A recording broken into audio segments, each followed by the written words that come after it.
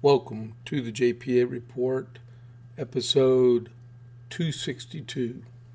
Thank y'all very much for tuning in today and taking a little bit of time to spend with me with the JP8 Report. And keep finding stuff around my office. Okay. This is a crazy day. I feel like we're about to rip the Band-Aid off. And because while we're speaking today on the JPA report, they're going to be holding a vote in the House of Representatives on the discharge petition to demand the entire release of all the Epstein files. And then it goes to the Senate, and then they have to do the same thing. And then the president said he'll sign it. He said, get it over with. And we got to remember, okay, we all sin, every one of us. Every single one of us have a skeleton in our closet, right? Only man judges severity of sin. In our code of laws, we have misdemeanors and felonies, right? Capital offenses and stuff, statute of limitations, but we gauge each crime or sin as a severity in little stepping blocks, right? God, just remember, God judges us the same on one sin as another sin. And we just got to remember that, okay? Before we all go crazy and do everything that we want to crucify people with and stuff. Just remember, we're all guilty. All man is fallen. Only man gauges what we do in severity. God judges us. One is the same as another.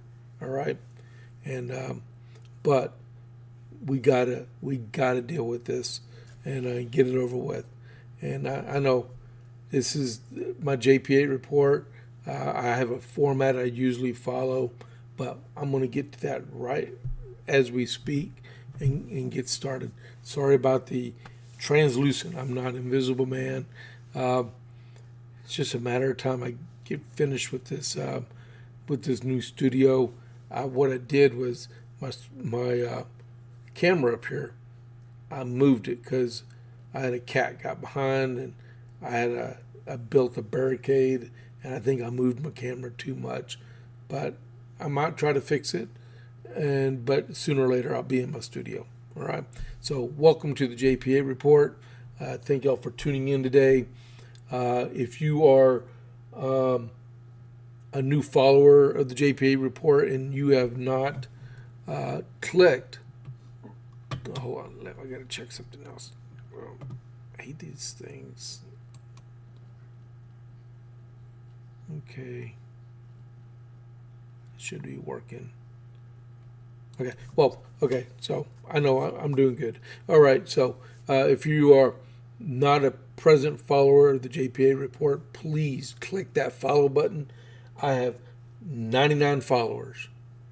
It would be really cool if I get my 100th follower today. That would be awesome. All right. So if you don't mind, please. And then whether or not you click the follow button, click that like button, and please share or repost whichever one you want to do, please. And also, at the end of the podcast, you'll see my end slide. It shows a YouTube on there. So I simulcast. I feel like a broken record sometimes. We always broadcast through Rumble, and we simulcast through Facebook and X. All right, and I'm trying to do through YouTube, and then but they won't allow you to live stream unless you have 50 followers. And I checked this morning, I still have 12. All right, because I back several years ago when I started doing the JP8 report, I stopped using YouTube because I listened to Dan Bongino, and Dan Bongino was like, hey, I'm done with them. And I was like, I agree with them, so I was done with them. And I just recently tried to start going back and using them. So if you go over to YouTube, it's the JP8 report 67 is the page for the JP8 report. All right, just subscribe to never go back. But I would like to be able to project out there. But Rumble's my home. Rumble's my home, no matter what. All right. So let's get on with this. I'm already 6 minutes in. So America 250. So two things I found. The first one is General Washington confirmed the court-martial of Captain John Callender for cowardice during Bunker Hill. Remember, Bunker Hill was in June. I think it was in June. I have to go back. So much rolling around. But yeah, so I guess he tried to run from the battle and was arrested and brought up on charges. And he got his court-martial was confirmed today. And then the next one, this one's pretty cool. So, we have 13 colonies, and the war is slowly spreading throughout all of them. So, loyalist British forces attacked Americans in South Carolina at the first battle of '96. It was the first battle in the southern colonies, and it was a 3-day battle. The battle started the day in 1775. So this is a rendition of the battle. It is in 1775, 96 was a recently established courthouse town in South Carolina backcountry. The question of independence and growing tensions between Great Britain and the colonies were deeply dividing the people living in the district. Many colonists professed a strong loyalty to Great Britain for the safety provided against the Native American conflicts and the receipt of land grants. On the other side were colonists who felt the British government had neglected their promise to create a better government in the backcountry and were in favor of independence. This led to repeated civil conflict in the backcountry between loyalists and patriots. In June 1775, Patriot forces led by Major James Mason seized Fort Charlotte, a loyalist post on the Savannah River approximately 50 miles from 96. Mason and his forces were able to take Fort Charlotte and its large cache of weapons and gunpowder. The triumph was short-lived when, upon return to 96, the Patriot forces were met by loyalists. The seized weapons and ammunition were then returned to the loyalist fort, and the incident ended without bloodshed. Soon after this incident, another opportunity for conflict emerged when Tory, that's loyalist, forces gathered and threatened to advance. In response, William Henry Drayton, who was the leader of the Whig Patriot political party and a member of the Council of Safety, and Major Andrew Williamson, countered the threat with a formidable show of force. This standoff ended in September when both sides agreed to a truce. The repeated threat of conflict between loyalists and patriots revolved around a cache of weapons and ammunition at Fort Charlotte, followed by the subsequent shipment of weapons and ammunition sent to 96 by the colonial government. On November 18th, which is today, 1775, a force of 1,800 loyalists attacked the lesser Patriot forces under Major Williamson. The Patriot forces were able to gather more men and build a makeshift stockade to defend their position and to protect the weapons and ammunition. The fighting spanned 3 days and saw few casualties before the two sides agreed to a truce. The Patriot forces held their ground, leaving the loyalists to withdraw without the cache of weapons and ammunition. This first battle of 96 marked the second battle in South Carolina and the first bloodshed in the state during the fight for independence. There we go.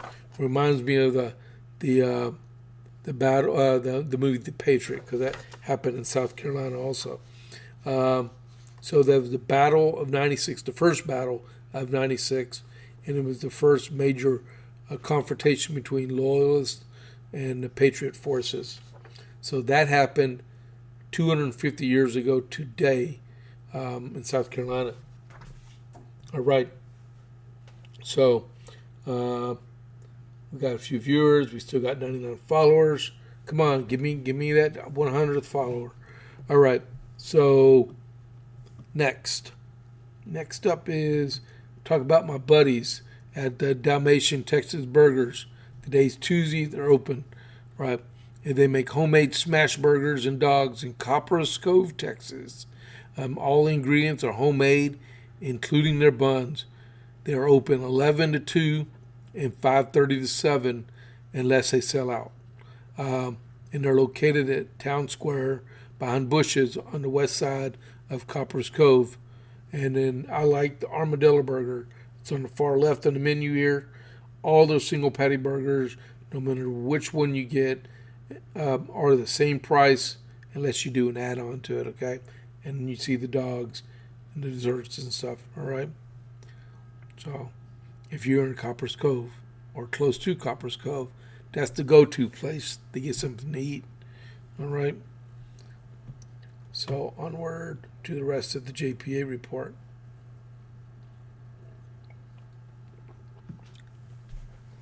Looking over at okay, they're still talking about the Saudis.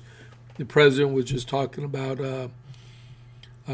relations with the Saudis, about the potential of the Abraham Accords expanding the sale of the F-35 fighter from Lockheed to the Saudis for defense. They were taking a lot of questions and stuff, so that's good. They get along really well. We're going to talk a little bit about defense industries at the very end, but yeah. So right now, they're talking about defense agreements and F-35 and stuff like that.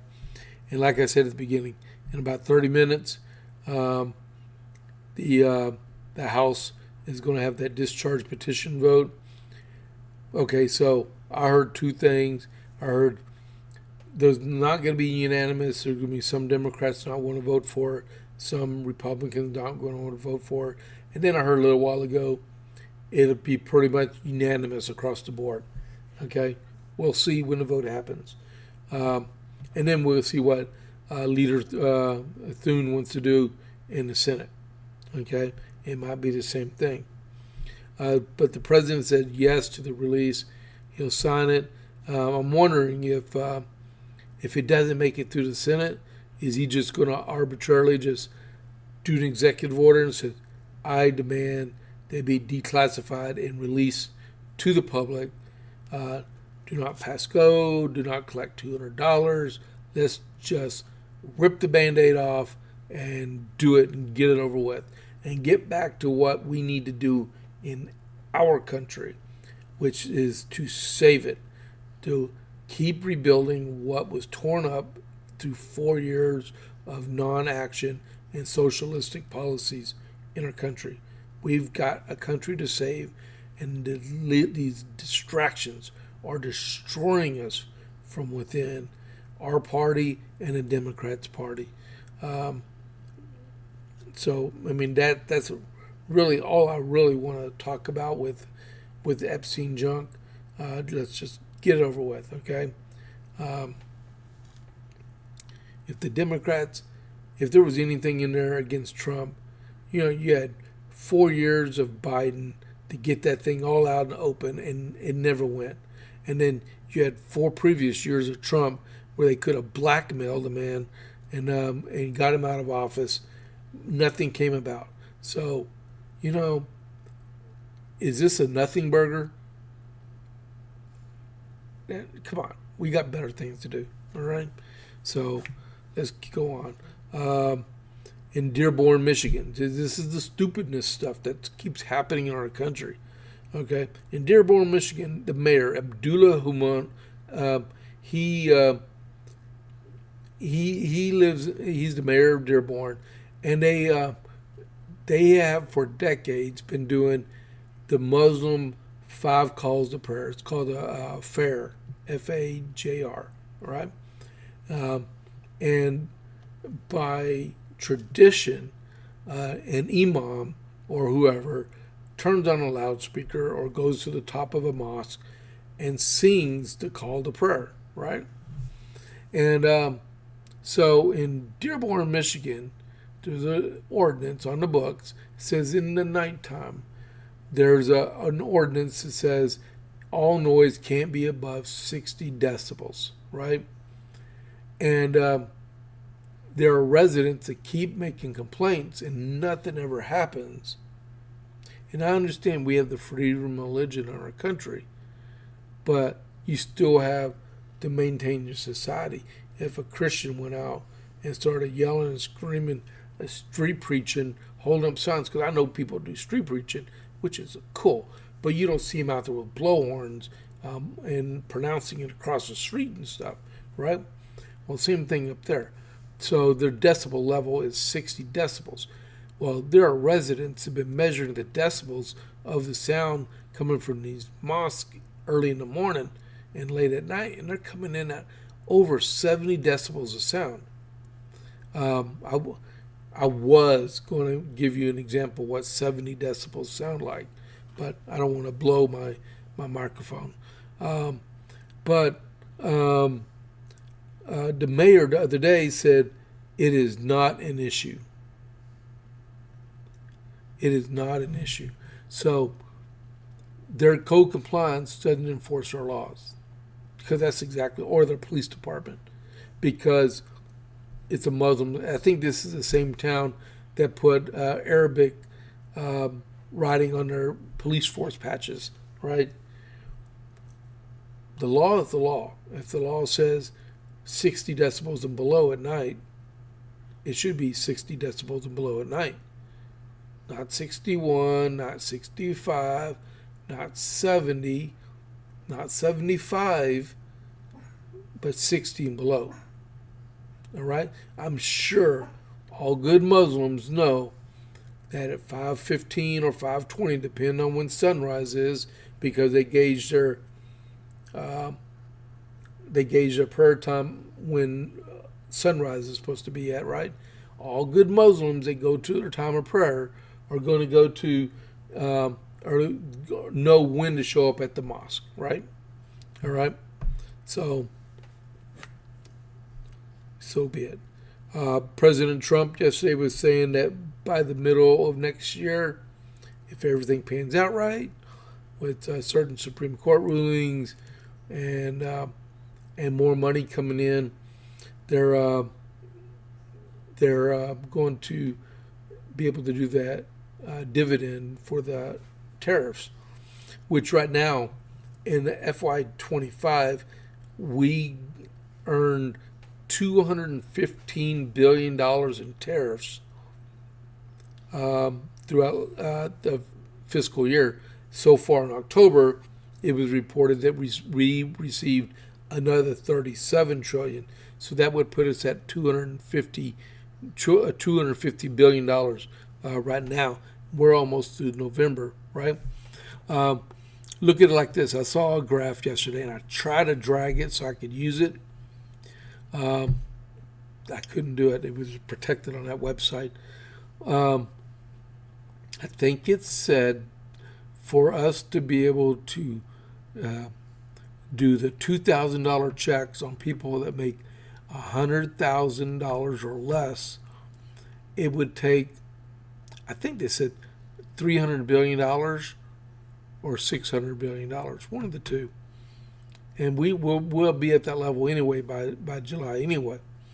But that's the amount of money it would take to do a one-time dividend check, and the rest of it could be dispersed to reducing the principal on our 37 or 38 trillion debt that keeps getting ran off by Democrats and Republican presidents and Congresses, because, co-equal branches of government, right? So it's still a lot of money. So we'll see how that pans out. Jamie Raskin. Jamie Raskins is a Democrat from the state of Maryland, and his wife is like a high-priced lawyer too. But he's a mouthpiece, and he made Marjorie Taylor Greene to join the Democrats, and she pretty much said no, because she is a Republican. She got a little disagreement going on with the president because how she turned her back on the MAGA movement and stuff. He called her a traitor to the MAGA movement, not a traitor to the country, right? And this is her response to Jamie Raskin. Okay, I will remain the same today as I've always been, and will continue to pray this administration will be successful, because the American people deserve what they vote for. All right? So she's not going to leave the Republican Party, Mr. Raskin. So, go on there and keep worshiping Hakeem Jeffries. All right? I'm tired of these people. All righty. So next is in Maine. Let me get this. So everybody knows about Susan Collins. She's up for re-election in Maine, and she's going to run, right? So I believe they have two, because I'm pretty sure they have 3 electoral votes in Maine. I'm pretty sure of it. One of them is Laurel Libby, and she announced the other day that she is not a New York cop impersonated ICE agent ordering victims to report to federal office. What? Well, I hope he got arrested. So Miss Libby said that she is not going to run for re-election. Instead, she has a $4 million in her campaign war chest still, and she's going to, create a PAC to help Maine become more redder. Okay, if that's for a lack of better words and stuff. So I'm going to read some of this. It says,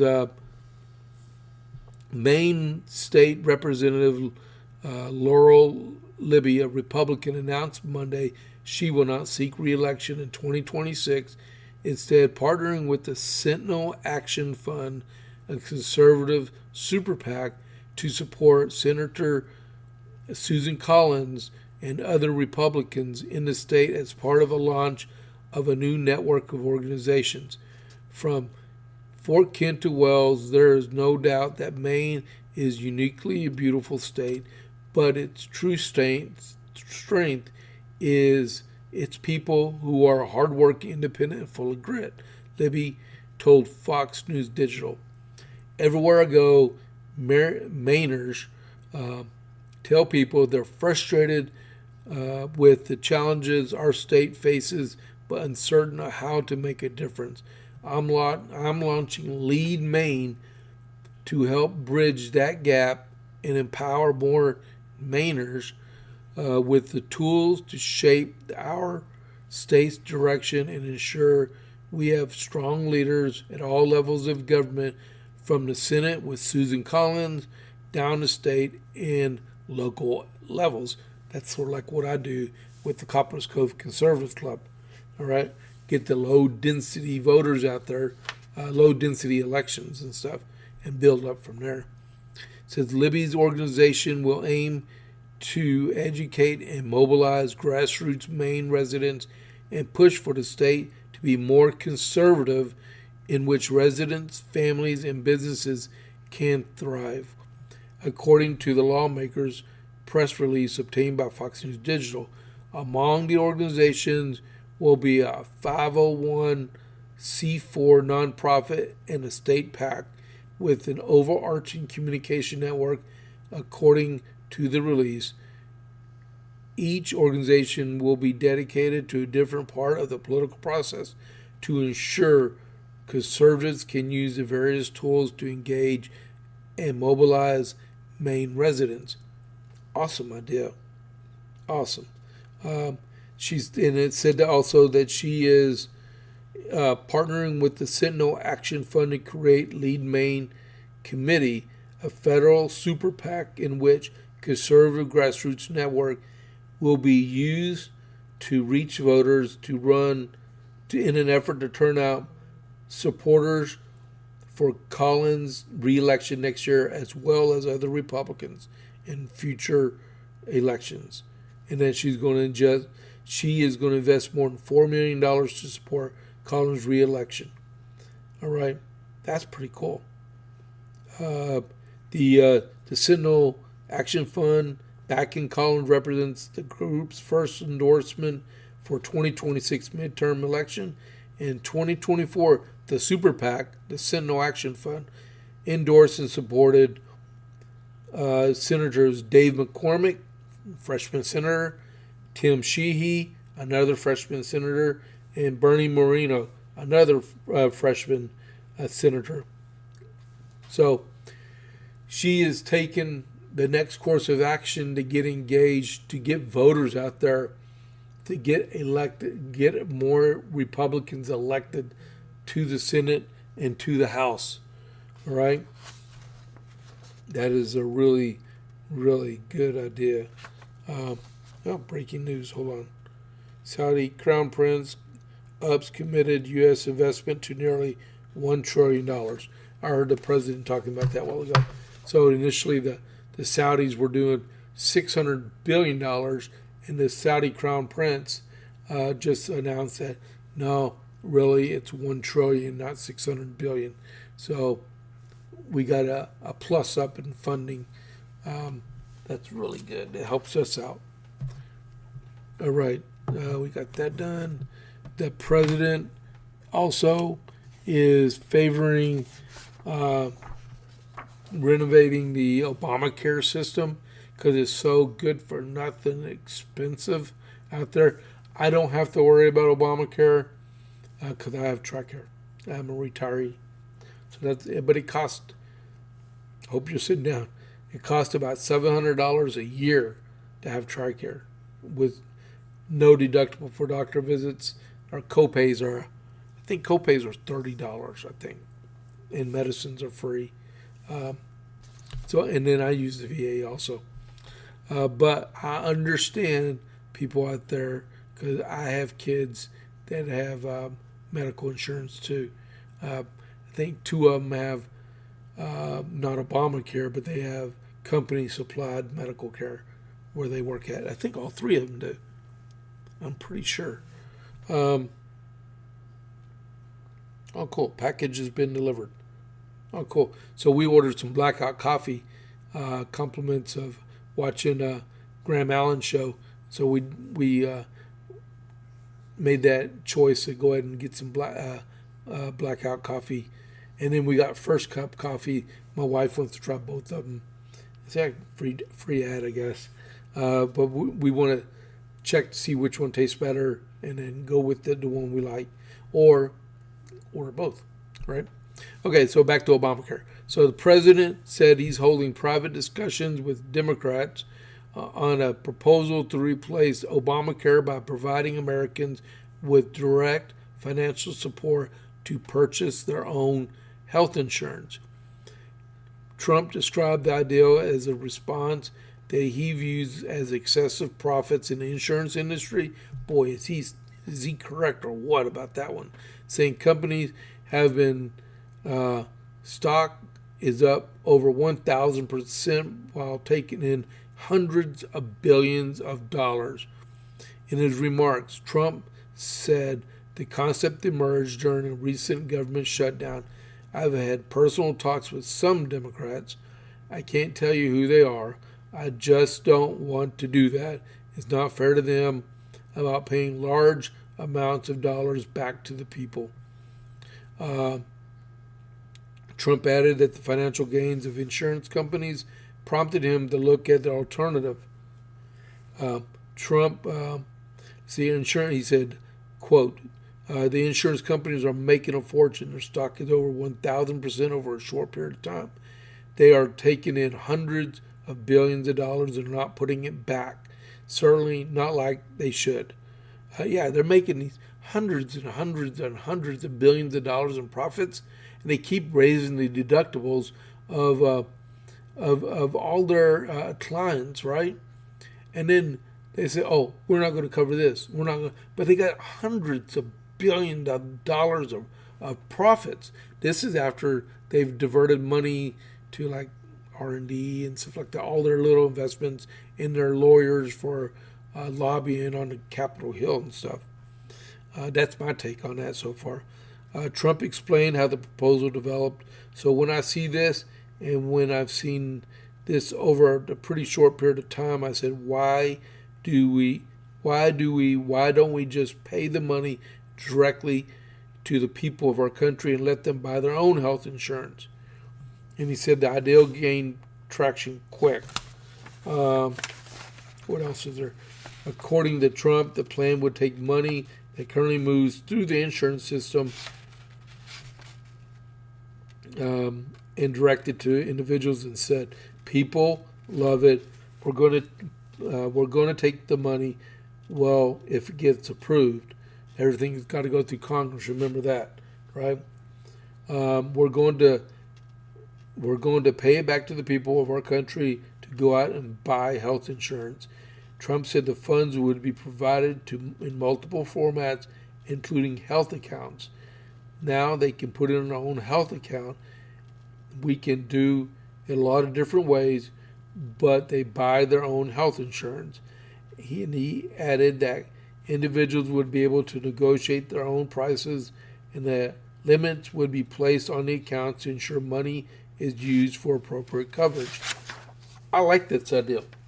I like the idea of health savings accounts because, as the president said last week and the week before that, and we've heard it over the years, over and over again, you're making these young people buy health coverage, and the vast majority of them will never use that health insurance for years because I believe, and if I'm wrong, someone tell me, okay?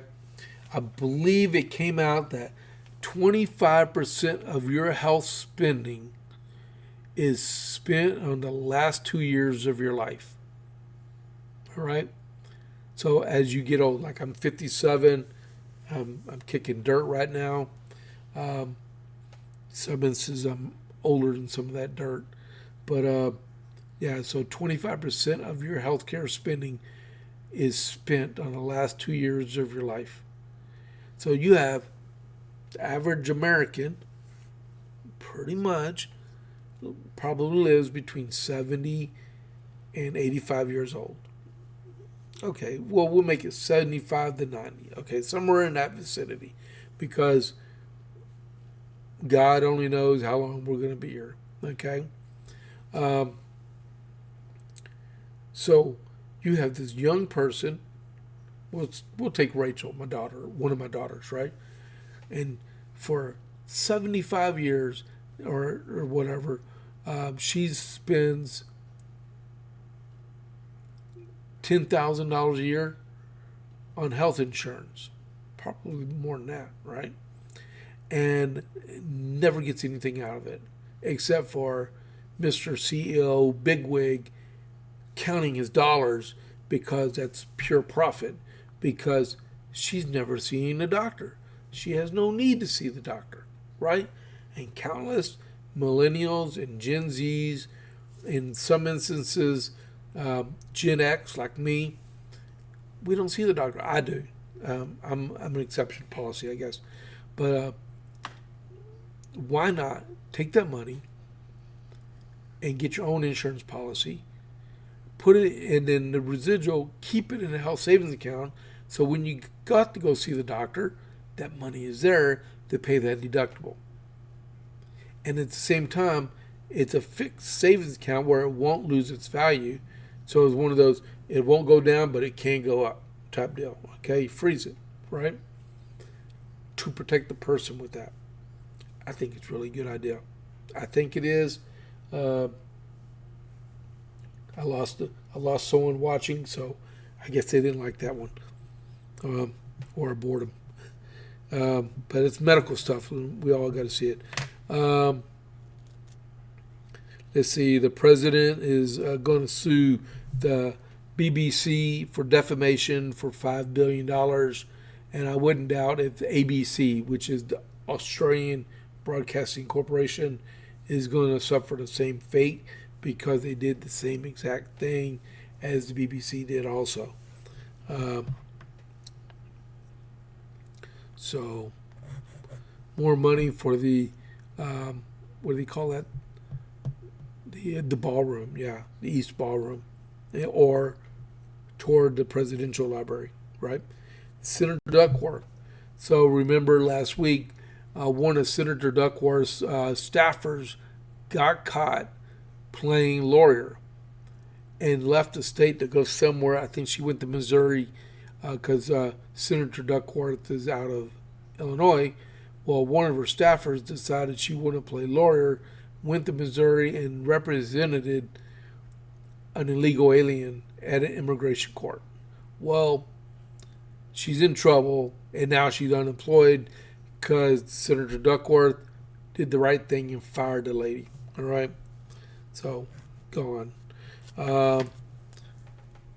Some of y'all been hearing some of the stuff coming out about the Heritage Foundation and how their leader was going to take the side of Tucker Carlson because he had Nick Fuentes on his show a couple weeks ago.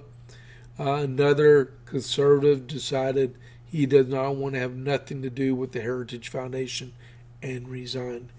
Dude, I tell you what, I know some of y'all are watching the JP8 report. In the morning time, at 9 a.m. Eastern, right?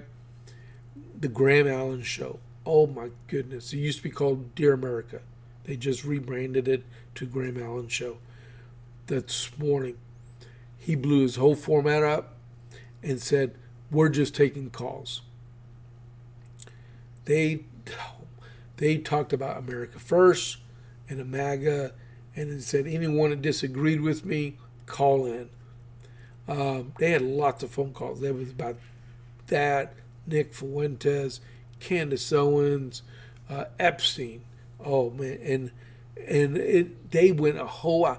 He usually does an hour on Rumble and then 30 minutes on Rumble Premium. So if you're on Rumble, I would say right now, I got Rumble Premium. If you don't, you need to go. It's a good investment.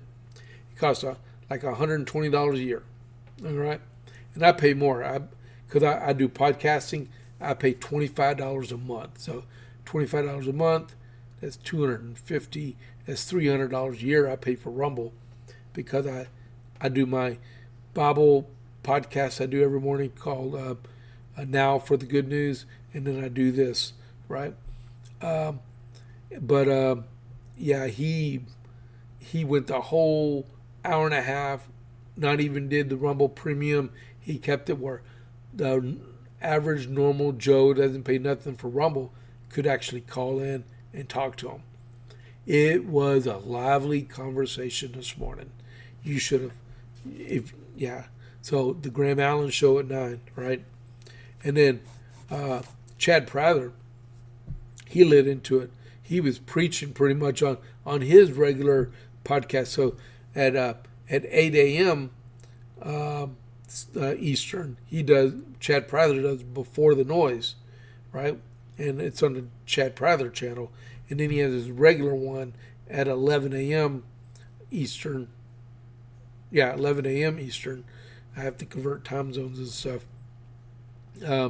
And he carried on with preaching and stuff. And that was if you can go back and watch today's episode with that one, that was really good. But meanwhile, back at the ranch. Okay. So a senior conservative legal scholar who holds one of Princeton University's top academic chairs has resigned from the Heritage Foundation board in protest of the think tank's president defense of Tucker Carlson's interview with white nationalist Nick Fuentes. And Robert George, long regarded as one of the right's leading constitutional thinkers, is the latest figure to step down amid internal revolt, which has already prompted at least 7 other staffers, fellows, and task force members to sever ties. His departure came after a leaked video showed Heritage President Kevin Roberts standing behind Carlson in the wake of the host podcast with Fuentes.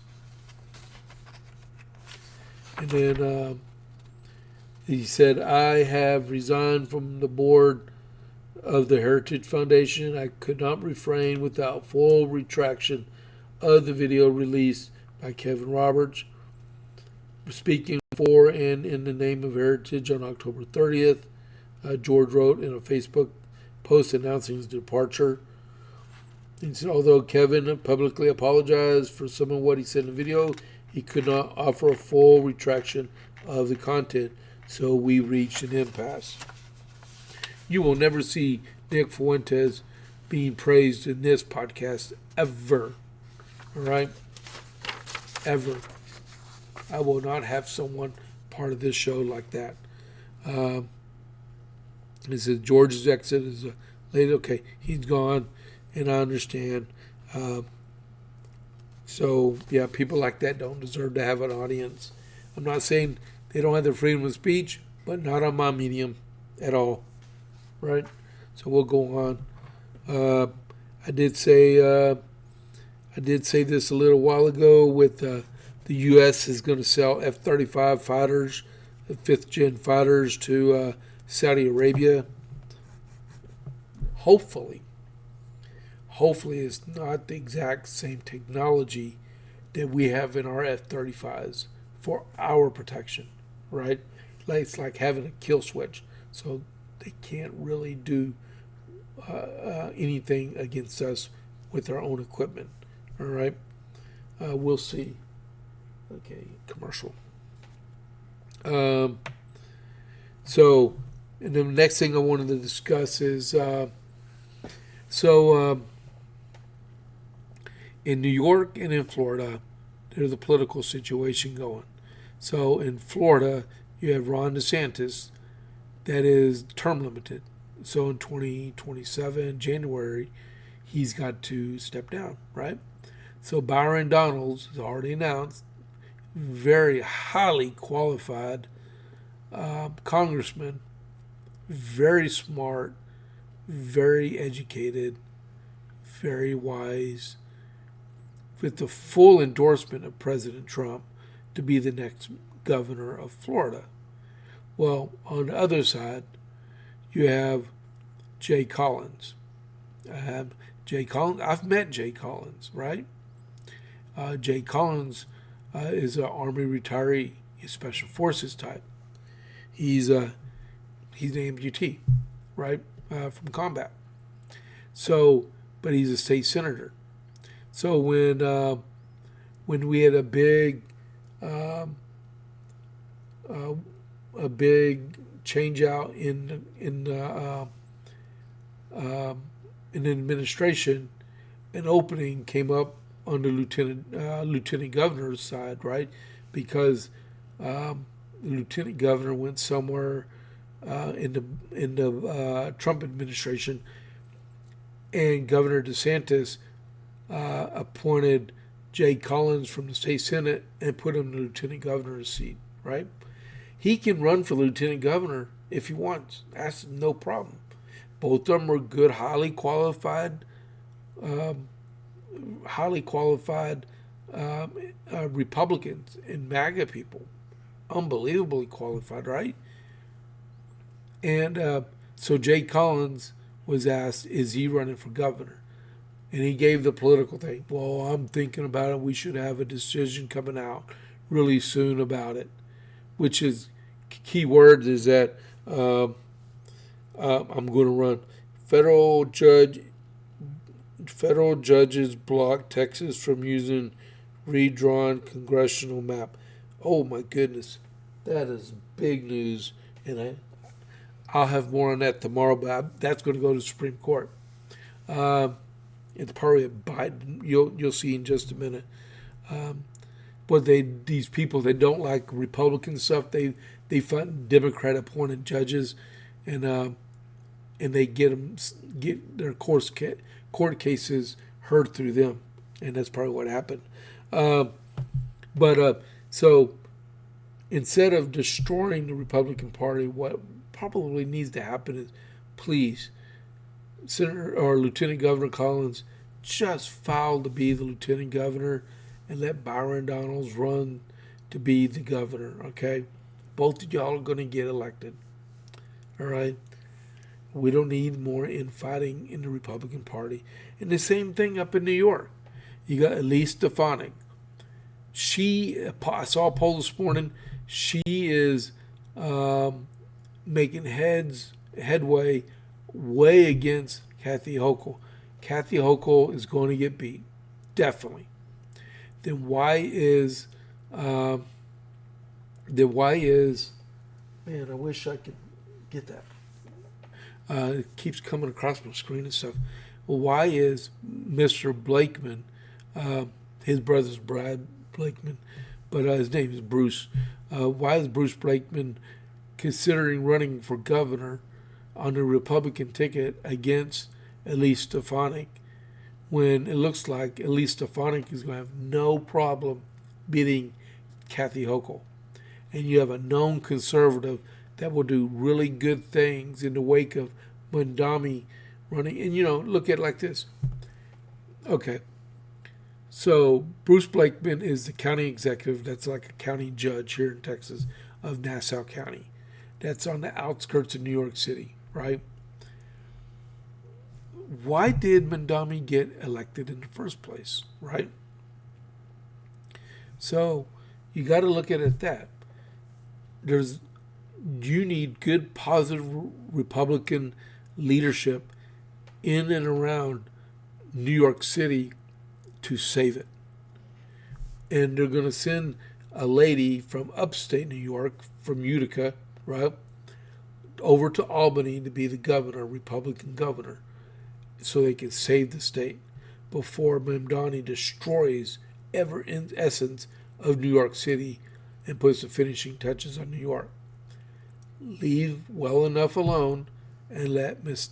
Stefanik become the next governor, be the first Republican governor since George Pataki, right? Let's quit splitting the party, right? Quit splitting the party. More breaking news. Oh, okay. No big deal. All right. So, Biden, okay, that's this one right here. Where are we standing on time? We're at 48 minutes.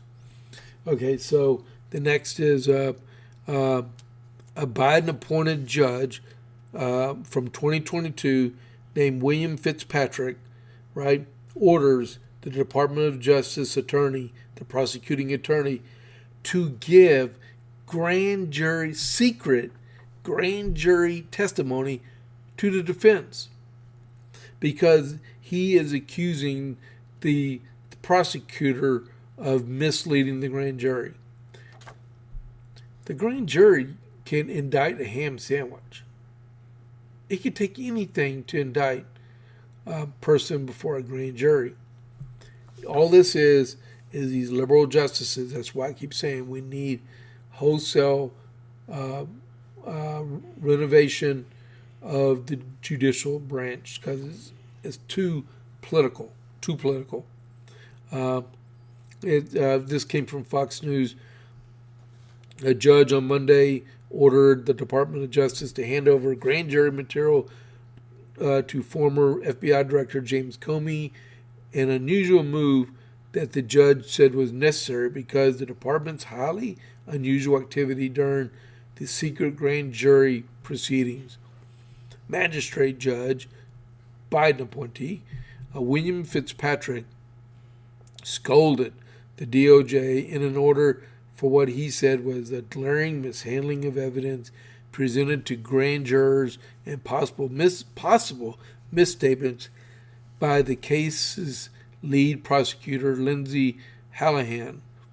The court is finding that the government's actions in this case, whether purposeful, reckless, or negligent, raise genuine issues of misconduct and inextricably linked to the government's grand jury presentation and deserve to be fully explored by the defense, Fitzpatrick wrote. I thought the grand jury indicts, and then the defense doesn't see nothing that the prosecutor presents to grand jury.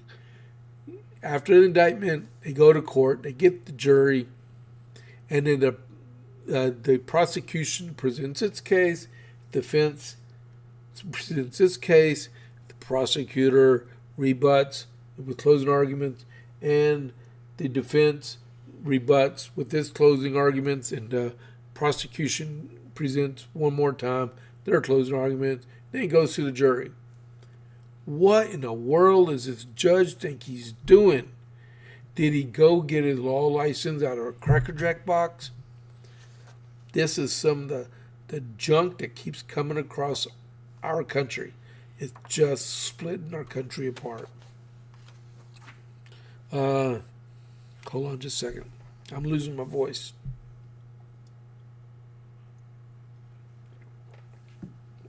Okay. I'm back. So,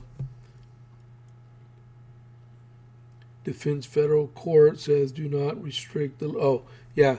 So, the Trump administration lost in D.C. federal court yesterday, said that you can't... what is it? You can't restrict illegal aliens from receiving CDL driver's license. We'll leave it at that. More BS judicial stuff coming out of our federal court system. What in the world do they think that they're doing? Do they want more Americans killed on the interstates and our roads by unqualified, non-English speaking, non-English reading drivers of these big rigs in our country? Well, SecTrans, Sean Duffy said that will be appealed. So there it goes, right? Next is, I'm running out of material, which is good because we are at 53 minutes and I'm almost done too. So one other thing was in the Clean Daily Herald today was on right here, right? Defense contractors fought back against NDAA repair language. So I'm just going to read part of it. U.S. defense contractors have launched a lobbying and public relation blitz. See, lobbyists wasting government money, right? To defeat a provision in the Senate passed NDA, that's the National Defense Authorization Act.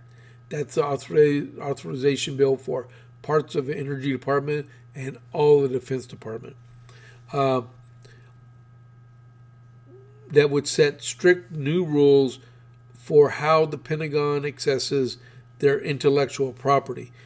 The issue is among the last unresolved matters facing House and Senate negotiators who aim to reconcile before December the House and Senate's fiscal 2026 NDAA.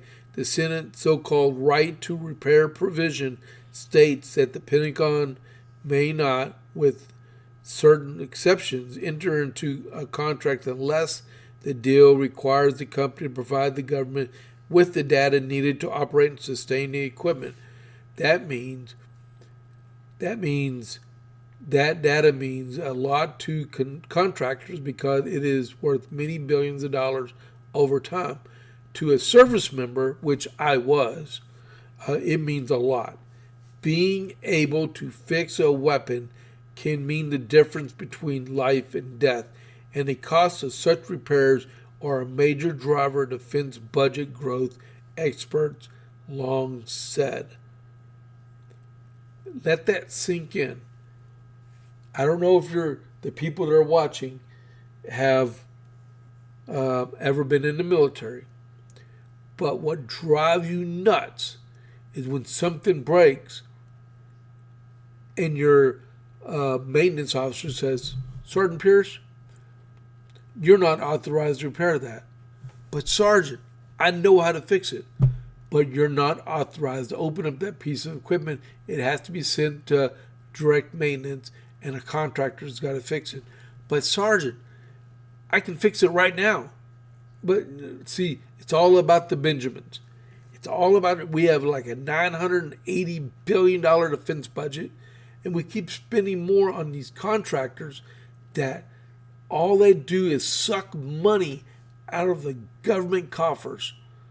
Our tax dollars, our valuable tax dollars, willy-nilly going straight through these defense contractors because they won't allow our maintenance people or line soldiers to be able to fix a weapon at all.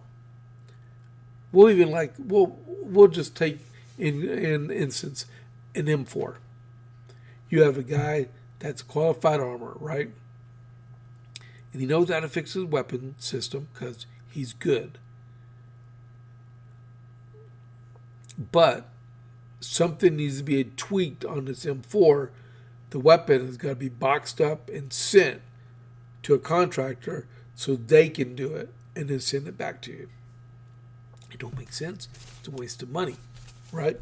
I wanted to bring that to your attention. And you got senators, Republicans that are standing their ground to make sure our soldiers have the authority to fix their own equipment, from vehicles, the weapons, to gadgets, the radios, the radars, everything. We don't need preparatory equipment in the inventory where soldiers cannot fix it on site. All right? And I understand some stuff is so technical that it does need to be shipped off. But there's stuff that soldiers can actually fix. All right? And that's been done so far. And I'll leave this right over here because I got a cool thing to tell you real quick. What are we at? 58 minutes. Okay, so we don't need to talk about that. We don't. Ken Paxton, our Attorney General and candidate for the Senate, is requesting that the State Board of Education set religious literature curriculum standards, which is very true. There's a runoff date for special election up in Fort Worth and in Houston for the state Senate and for the Congressional District 18. Man, I wish I could get more on the redistricting thing, but we'll find out more. And then the cool thing is, on this date in 1883, remember I just told you about 1775, on this date, the American and Canadian railroad companies divided North America into 4 time zones in order to standardize schedules. Until then, each community kept its own time base, especially based in locally perceived motions of the sun. Given the importance of the railroad, communities moved quickly to adopt the standard. Congress did not officially adopt railroad time zones until 1918. So in 1883, some 140 years ago, is when we became Eastern and Central and Mountain and Pacific. Now, to go along with that, the number of the day, 9. So what do you get from 9? The number of time zones used by the United States. So if you did not know, we have Atlantic, we have Eastern. Atlantic incorporates Puerto Rico, all right, and the Virgin Islands. And then we have Eastern, Central, Mountain, Pacific, which goes all the way to California, right? Then we have Hawaii Aleutian, which would be the western part of Alaska on Aleutian Islands, and that carries all the way down to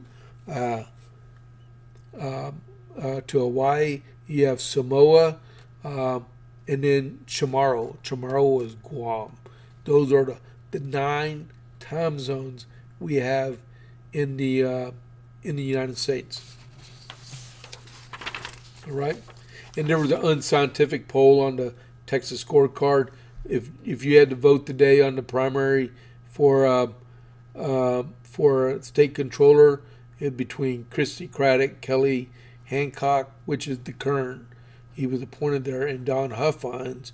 In this unscientific poll, 68.2% voted for Don Huffines, 21.8% voted for Christy Craddock, and 10% voted for Kelly Hancock.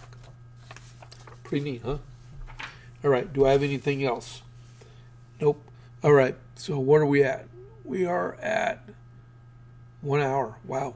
Okay, so you can find me on X at James Pierce Jr.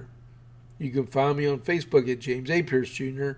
You can find me on YouTube at the JP8 Report 67. Please go there and subscribe. I'm not saying you got to listen to it on YouTube. Please come back to Rumble, but please help me get to 50. Right? So go to YouTube, go to the JP8 Report 67, and subscribe there, right, for me. I'm on Truth at James A. Pierce, and you can send me an email at the jp8report@gmail.com. All right. Whew, that's a lot. I can't believe I've been talking over an hour. I appreciate everyone tuning in. So we still got Wednesday, Thursday, and Friday with my Invisible Man shirt. I'll make sure I wear a black shirt tomorrow, so hopefully I don't look translucent. And I'm still steadily building my studio. I got some other stuff going on, and I'm trying to make plans of what I want to do next week because it's Thanksgiving week. I'm not going to do podcast the whole week. I'm looking at maybe Monday or Monday, Tuesday, and the vast majority of it is going to be America 250 stuff. So I will know by then, and I will put the word out on X and on my Facebook page so people would know. I'm not going to, like some podcasters do, keep you guessing, and you never know. All right? So please, I didn't give that 100th follower yet unless Rumble hasn't updated it yet. If you know someone, share this out. If you are not a follower of the JPA Report, please click that follow button now and give me a like. All right? I really appreciate y'all tuning in today, bearing with me with some of this news. Johnson speaks ahead of Epstein files vote. So they have not voted on the Epstein files in the House. They're about to. So after you get done here, go over there and watch it on the news. But before you do that, click that follow button for me. All right? So I will catch y'all tomorrow at noon Central. So this is James Pierce with the JPA Report. I'll catch you on the flip side. I'm out.